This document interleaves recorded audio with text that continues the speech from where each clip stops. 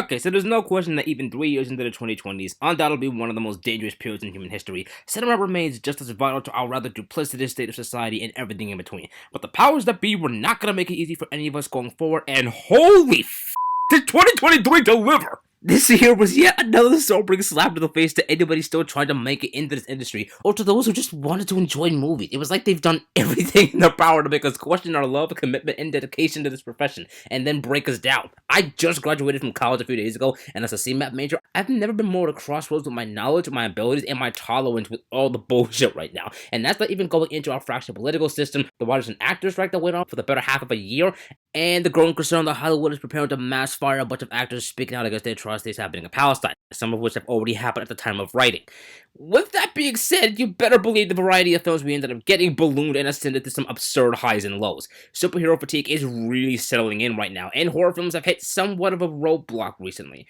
But we still have some auteurs adding more to the repertoire, blockbusters pushing the boundaries of what we thought they could go, and in some ways exceeding expectations, and stunning independent films that really opened the door for fresh voices to finally tell their stories. Hell, animation proved to be doing really well this year despite studios' continued efforts to cut its legs out from underneath it and kill it off. There is some good to be had this year. I just gotta take out the trash first. So I want to make two things clear first before I dive right into this list. First of all, if any films are released in late December going into this year, then they are eligible for getting onto this list. And two, and most importantly, it has to be kept in mind, I can't review or talk about any films that I have not seen. Either due to college commitments or lack of time, I was unable to see a huge chunk of films that I wanted to see this year. The point is, if I didn't see it, don't expect it to show up here. Also, I deliberately chose not to watch Sound of Freedom because even though that is a film I would have no trouble tearing apart, that is a different can of worms that I like to keep closed for the time being. So, ladies and gentlemen, peeps of all ages, here are my top 10 worst films of 2023. And allow me to start the list proper with a film that I bet most of you forgot if it came out this year.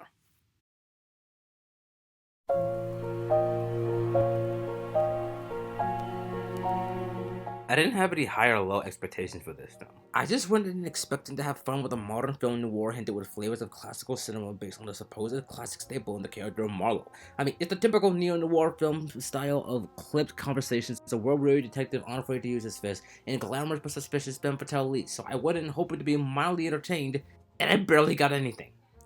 Okay, that's a bit harsh. Not everything about this film was a waste. At 109 minutes, it's a decent runtime that does pack a leisurely pace and a so-so direction from Neil Jordan, who did the best with what he was given.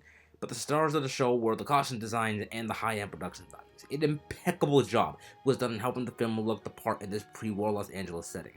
Steeped in the anachronisms of 1930s culture, it has dreamlike quality that sports the setting and visual storytelling from the old days, and the cinematography often supports that seamlessly. But all of that goodwill and genuine talent inevitably goes to waste because of the woefully by-the-numbers crime story that renders both the story and practically everything else inert and pointless. The story may not be as convoluted as others make it out to be, its actual mystery is very easy to decipher and figure out, but the lack of any suspense, tension, or stakes render it all anemic, especially when it's constantly hamstrung by a milquetoast script, muddled exposition scenes, poor editing, and an ensemble cast that just struggles to develop any chemistry with one another. Liam Neeson in particular feels woefully miscast here as the main character. It eventually gets to the point where that leisurely pace I mentioned earlier starts to get too bloated for its own good, as we frequently cut away and jump to the point where random characters, plot points, and even action sequences just pop in and out almost like complete random. Not a single moment really is dedicated to letting us know who the characters are or even what their needs and goals are. It's over 100 minutes straight of meandering from one scene to the next without ever really knowing why we're here, where we're trying to go, or what the hell we're even supposed to be doing. It is so frustratingly clumsy with its presentation, and as a result, it commits the cardinal sin of having a film just be so damn boring.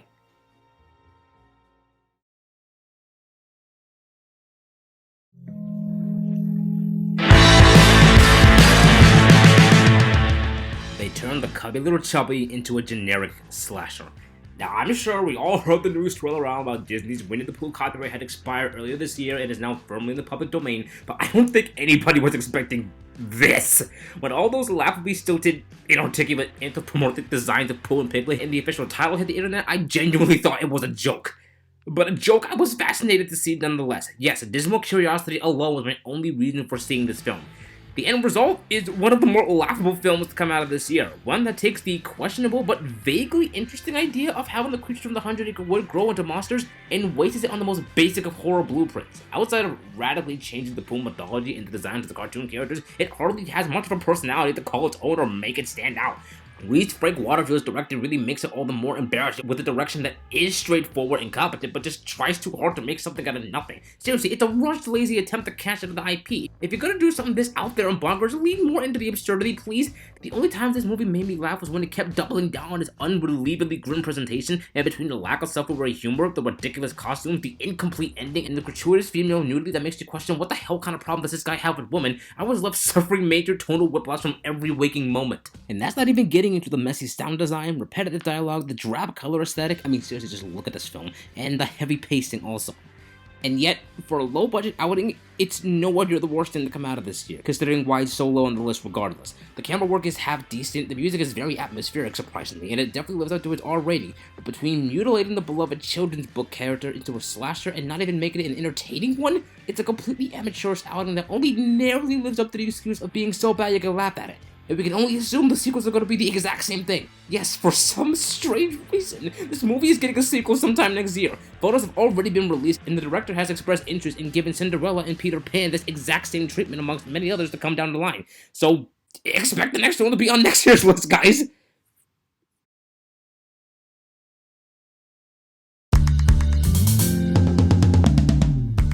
Well, this was uncomfortable. Nearly everything I saw in this movie was a textbook amalgamation of the worst stereotypes around Black, Muslim, and Jewish people, and the most damning thing about that is that this movie's entire message was trying to promote and showcase the opposite of what we ended up getting. This film tried really hard to be an edgy, incisive, intelligent take on interracial relationships, and it came across so repetitive, spoon-fed, and so blisteringly unfunny.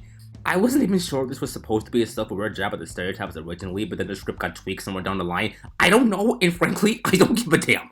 Technically speaking, it's just downright embarrassing. The fact that it's edited like a sketch comedy makes the already shoddy pacing a million times worse, and the damn thing's already 2 hours long. The soundtrack is overbearing, the dialogue is stilted and clunky, and the camera work is honestly not that noteworthy, even if the crisp aesthetic makes it somewhat okay to look at. And again, that's just the opposite of the technical elements. The story is even worse in that regard. Every character is either a walking cliche, one note to the brim, or just flat out irredeemable, which sucks because most of these people can be genuinely funny. Keep in mind, I said most. I'm not giving Jonah Hill any credit he doesn't need. And the acting is fairly decent. The cast has the pedigree to make the jokes land, but they just don't have much to work with. Then again, I do have to put quotations around jokes, because whoever was the numbnuts who thought a one-up manship gag themed around the slave trade versus the Holocaust was acceptable is scraping the bottom of the barrel of tasteless inane comedy. It's 2023. We should have moved beyond the ridiculous viewpoints and stereotypes displayed in this film. And that's just one example. The rest of the jokes either just don't work or they're really dated. The rom-com element of this rom-com gets relegated to the backseat almost immediately, thus taking it for granted, and the less I talk about the deeply insulting ending, the better. Seriously, a half-baked rush reconciliation that doesn't really offer any real resolution to any of what the film builds up? Like seriously, what the f*** are you playing at? I can deal with this being just a regular bad comedy with an oversimplified narrative told in a really unfunny way, but there still needs to be somewhat of a point behind films like this that want to say something. The way my mind works is movies that are about racism not only have to be intentional, but there needs to be some confidence in what the underlying point of the story is supposed to be. Here though, it's a statement movie where no one understands the statement and they're still going about it the wrong way. Like, what is this movie supposed to be about? Because I really don't know.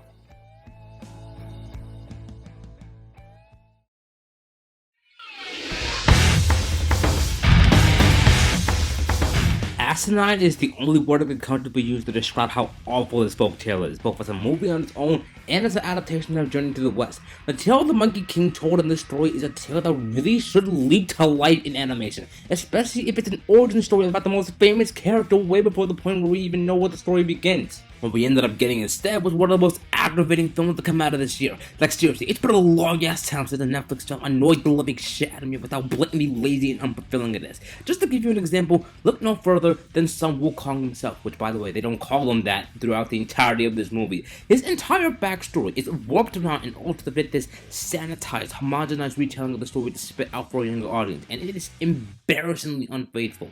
I don't know where the idea came from that he had to overcome some kind of hurdle about being different because he was born from stone, that they had a poetic intention to try and make it seem that he had become egotistical as some kind of crush because he was so lonely. Yeah, off with that. This is just one of the many belated tacked on emotional beats the movie carelessly throws your way to trick you into feeling something to no avail, especially when you consider the mutant mayhem and the moment to pull off this exact same plot a million times better within a few short months.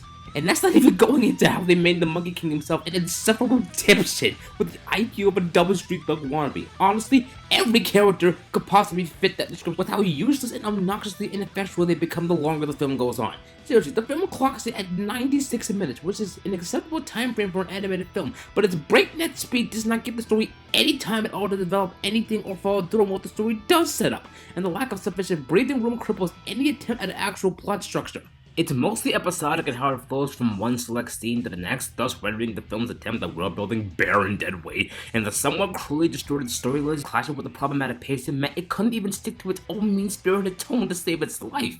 Sure, the voice acting was mostly decent, camera work and editing are far from inane, and its animation definitely fits that level of vibrancy one would use in an authentic Chinese animated flick, but it never truly radiates the scope and scale for a story of this magnitude, and even if you can stomach the story being told in this fashion, any and all subtext of the original novel's ironic display of religious and political power is almost completely omitted in this adaptation.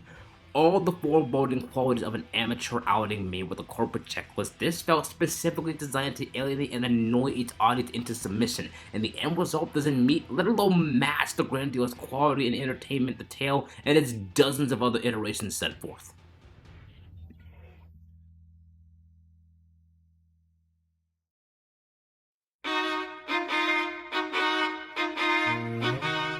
You'd think that after 11 times redoing the exact same story over 50 years, shuffling through multiple economic and cultural shifts in our society, countless directors with countless visions, and an endless deluge of studios, surely, just one of these iterations would be something worthwhile. Okay. Surely there is a very high possibility that I need to actually go back and watch a couple of those Children of the Corn iterations again to land myself on a more unbiased opinion, because I really want to believe that one of these is either decent enough or just high-end mediocre, like just something I wouldn't mind watching. Unfortunately, it doesn't change much of the fact that this franchise constantly butchers the outlandish but grim simplicity of Stephen King's short story, and the 2023 iteration of the tale is one of the worst. Everything about this entire screenplay is confusing, lazy, shambolic, or just misplaced and awkward. For a story meant to be this slasher version of Lord of the Flies with impulses of religious bigotry and intolerance that was starting to take shape by the late 1970s, it barely pays lip service to those ideas before resorting to play fast and loose with continuity while failing to establish any sort of rules or real rhythm that would explain literally anything. There's just so much dead air and infuriating repetition with redundant, minute jump scares that drag all the tension away from the proceedings, to where the killings become senseless, and its self-serious tone only exposes the story's lack of agency and purpose.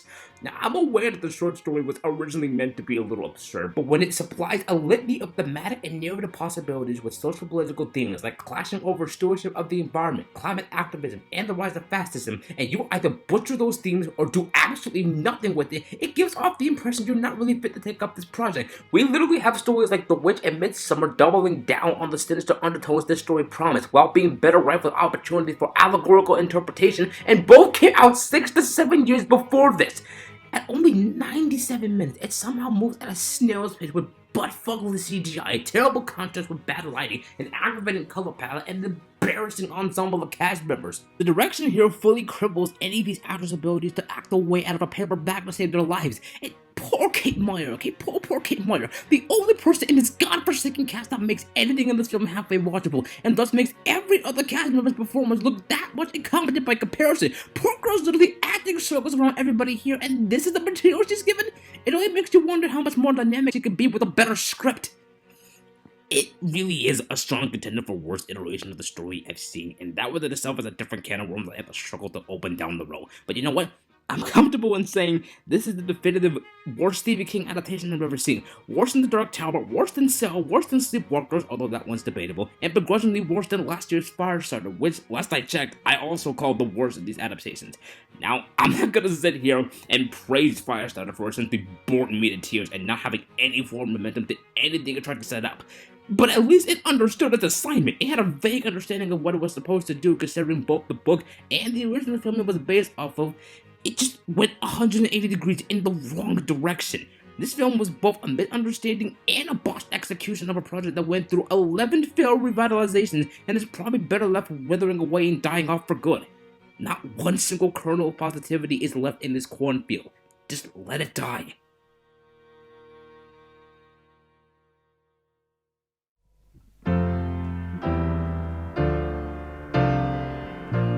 My love for the Marvel Cinematic Universe has well and truly died a slow, painful death. After the 1-2-3 punch combo of phases 1 through 3, the wheels massively fell off the wagon near the end of phase 4, with unstable film traction and massive course corrections in a desperate bid to find any stable ground after the endgame honeymoon phase was over. With this film literally starting off phase 5 and the downward spiral continuing to plummet the releases with expectations few and far in between, I can now comfortably say that they've lived long enough to see themselves become the villain. The only sort of compliment that I can dish out towards this nothing film was that it wasn't Thor Love and Thunder. But I said it once already and I'll have no trouble repeating it here. If Love and Thunder is blandly offensive, then Mania is offensively bland. It is transparently obvious how little much matters in the context of this film's plot, comedy, characters, world building, or just general rationality towards continuity of their own series now. And to think, I actually didn't mind the gradual tone shift in this film. In contrast to the previous Ant-Man film, it's a welcome change of pace, but none of that matters because the story is a damn joke. All of that hype in building up the dynamic expansion of the multiverse, and they pissed it out the window by turning it into a shortcut so irrationally silly and inconsequential, it undermines pretty much all the initial progress done from the previous phase. So you're left with paper-thin characters stripped away from all the agency and emotional severity from the previous films, delivering wafer-thin stereotypical dialogue and trying to maneuver themselves around the storyline with plot holes that wildly contradict everything that precedes. It constantly feels like it's making stuff up on the fly and doesn't make a single lick of sense no matter how much it babbles on. Kang takes the mantle of best part of the film by default, thanks to Jonathan Majors' reliably magnetic screen presence, and now I can't even praise that ironically because of the litany of sexual assault and misconduct allegations piling up at his feet, some of which he has admitted to and has already been found guilty of at the time of recording. So really, there's not much of anything to really enjoy, ironically or otherwise, in this film, and not to mention the film is not pleasant to look at all, making mincemeat of what should have been a surreal but cool-looking color out of space look-alike aesthetic out of the production values. Seriously, the fact that all of this got nominated for Best Visual Effects is atrocious. You are kidding yourself if you think this looks good. Objectively speaking, I'm aware that there are worse superhero films out there than this. Frankly speaking, Love and Thunder is still my personal pick for worst MCU film, period. But that's exactly the problem though. There's no excuse for this kind of dip in quality at this point. The earlier films I can give some leeway to because the universe was just starting off and they were still trying to find the footing and how to make it work. It's been 14 years and you're 60 plus projects into them now. This is freaking inexcusable. Nothing shocked me, nothing got me excited for the future, nothing reminded me of why I loved this franchise since I was a little kid. No stakes, no consequences, no sense of urgency. This movie gives you diddly dick to work with. You could not have made a worse film to start a new phase off. Thank God I decided to end my time with the MCU on the high note with Guardians of the Galaxy 3.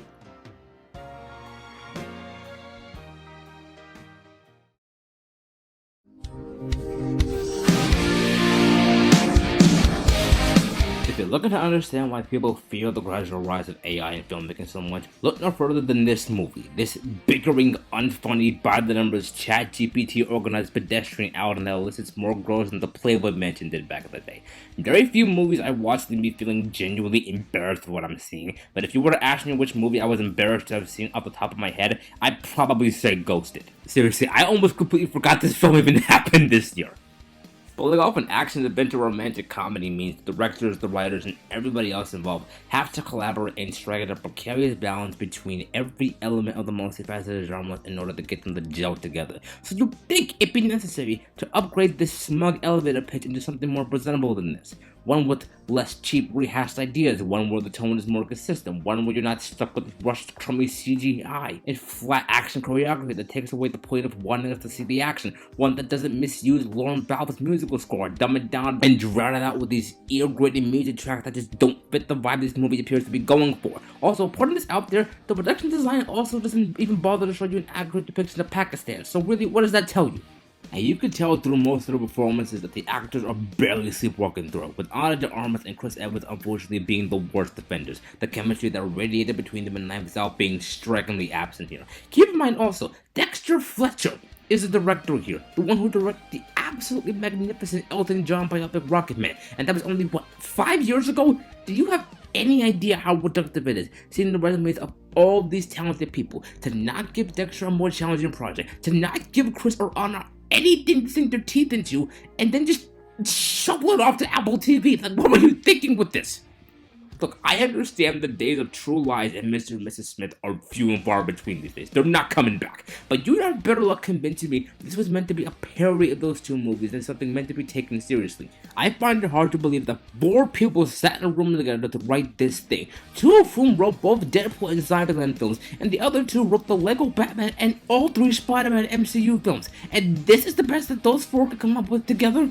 Seriously, guys, whatever you were paid for, it wasn't worth it.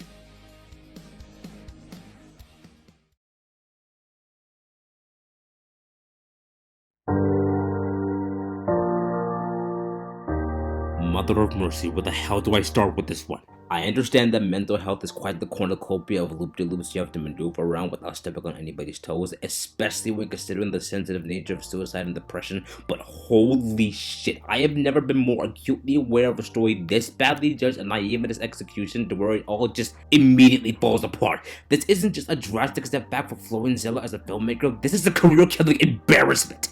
First of all, how dare this film for a number of reasons? How dare this film be over 2 hours long? How dare you intentionally make this movie frustrating and confusing and then not have the characters sell the writing? How dare you strip away the elegance and subtlety of the father and make it cynically glib and on the nose like it's a damn parody? How dare you continue to perpetuate stereotypes about people with mental illness being dangerous? How dare you make a musical score that is so sparse and sporadic that Hans Zimmer can't get any mileage out of it? How dare you squeeze Anthony Hopkins in from pointless cameo to remind us of the better film this one is loosely based off of? How dare you waste every single one of these performances from all these immensely talented people and then stick in one of the worst young adult actors I think I've ever seen? Look, I know it isn't entirely his fault and I feel bad for trashing on Zen McGrath, but this kid did not look ready. The dialogue sounds like an after-school special, it's paced like a snail on Xanax, and lacks any depth to anything whatsoever. It feels like someone's clueless vanity project, and the sick thing is, even if, in this sick and twisted scenario, it was meant to come off as intentionally aloof, detached, or awkward to get the results they wanted, the plot structure's superficiality and the script's emotionally manipulative bowels create way too many hackneyed, uncomfortable scenarios that end up achieving the exact opposite effect it aims for. All this is in very stark contrast to The Father, which gave us a more sincere, candid, tragic look at how mental disorders can tear a family apart by showing rather than telling. Not only does Zella's directing outright refuse to give either son, any actual depth, but he actively makes everybody in the film look so much worse by, again, reinforcing all those harmful stereotypes and then spitting in your face with the ending that left me questioning if The Father was even any good at all. Months have passed since I last saw this, and I am still baffled by the results. This movie looked and presented itself as a cautionary tale so simplistic that I didn't think it was possible to screw it up this badly. It is fascinating the amount of stuff this film managed to get wrong. Stuff that you think, with everything we're still learning about mental health, that they nail without consequence. This should have been undiluted and uncomplicated from the offset, and whether unintentional or otherwise, Florian turned it into a discouraging, infuriating, and ugly portrait of a serious subject that set out to do so little and achieved even less than the bare minimum. And I hated it, hated it, hated it.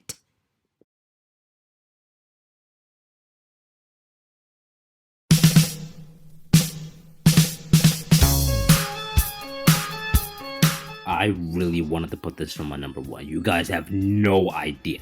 Sentimental reasons are keeping this off the top spot, but objectively speaking, this really should be the worst film of the year for me. It makes for a great success story for the person who wrote and directed it, but everything else surrounding the Skinamarink genuinely baffles me. Like, I seriously do not get the hype around it.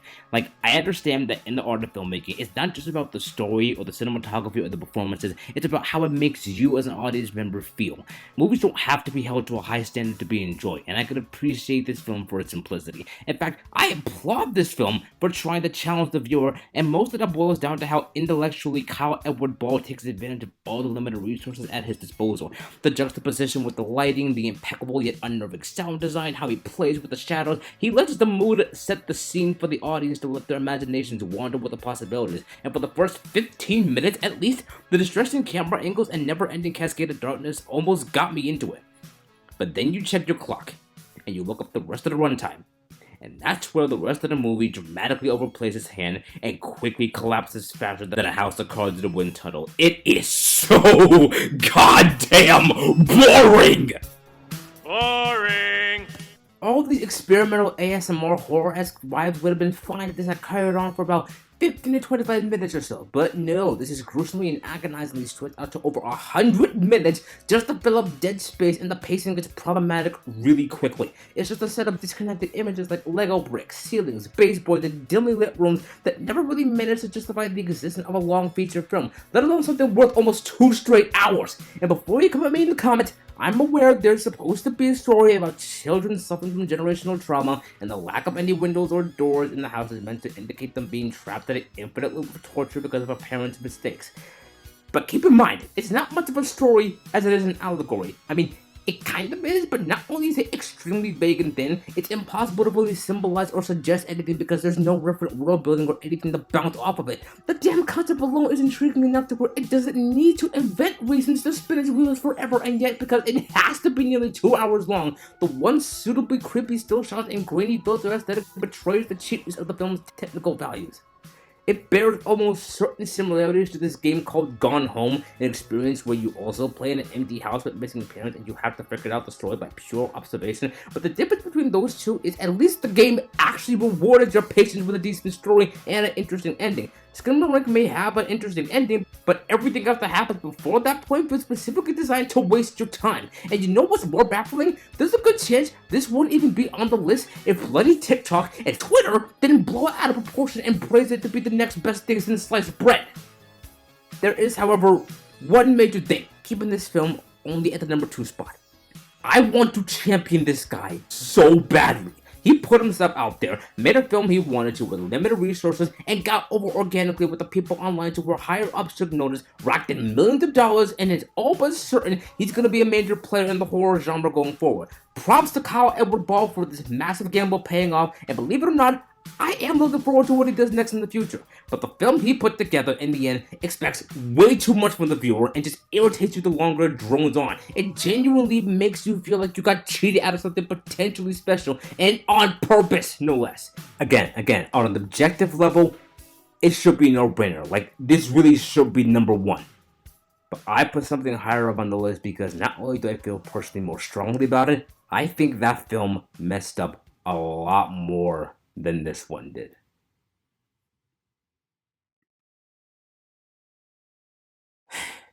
Let me set the stage. It is late March 2022.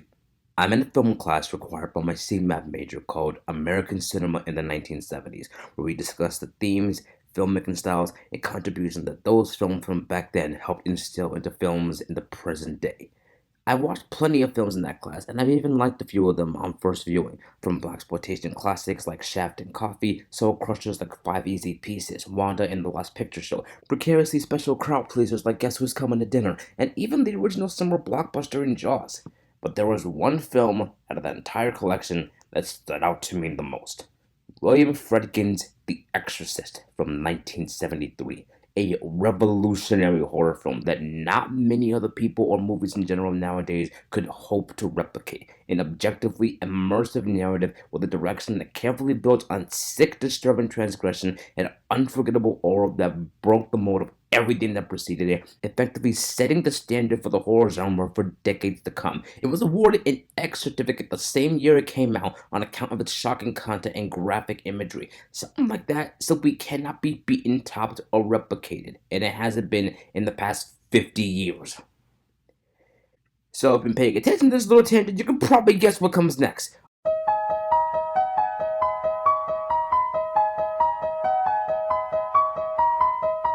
I don't care how many people who've never actually seen this film before tell me to go screw myself over this section. They should have called this film Exorcist Deceiver, because we were deceived. All the people who gave this 4 or 5 out of 10 on Instagram and IMDb, to those who gave it 2.5, even 3 stars on Letterboxd, you are severely downplaying how bad this movie actually is.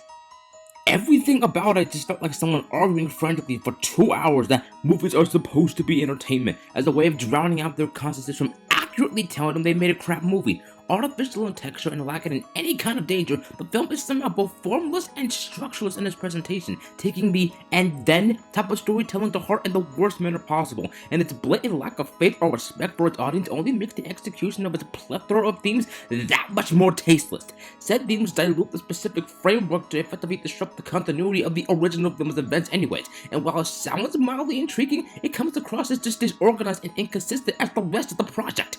Obvious and pointless jump scares, amateurishly written soliloquies about good and evil, uninspired and desperate callbacks to the original, attempts at pulling at your heartstrings by hands that evidently don't know where the human heart is located in the body. Yes, it really is that dumb.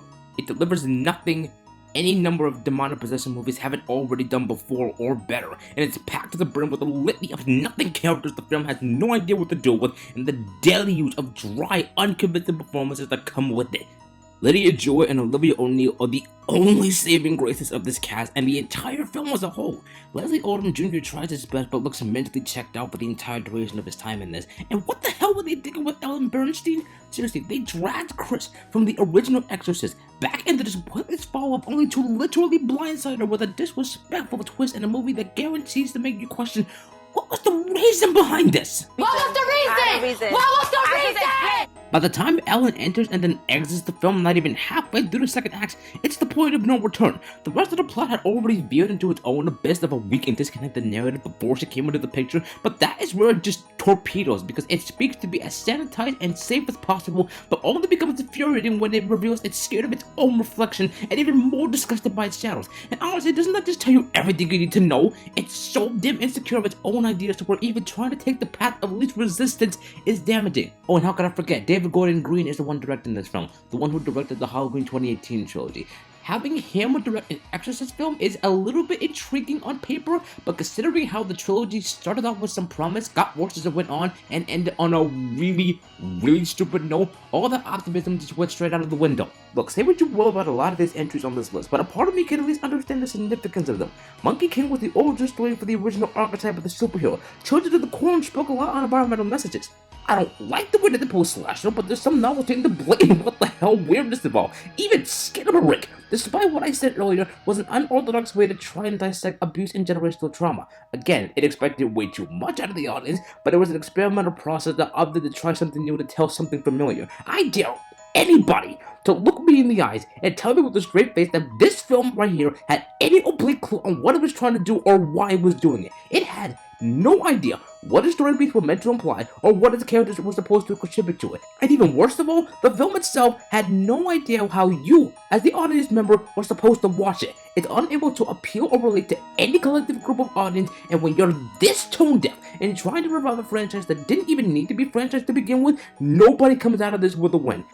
By far the worst legacy sequel Hollywood has put out so far, and undoubtedly, by a mile, by limbs and bounds, this is the worst film of 2023 to me. There is no competition, nothing else even comes close to comparing, and I tell you this, if you can make it through this film, if you can make it through Skinamarink, I have no doubt you can make it through whatever the hell else comes your way, because it cannot get any worse than this.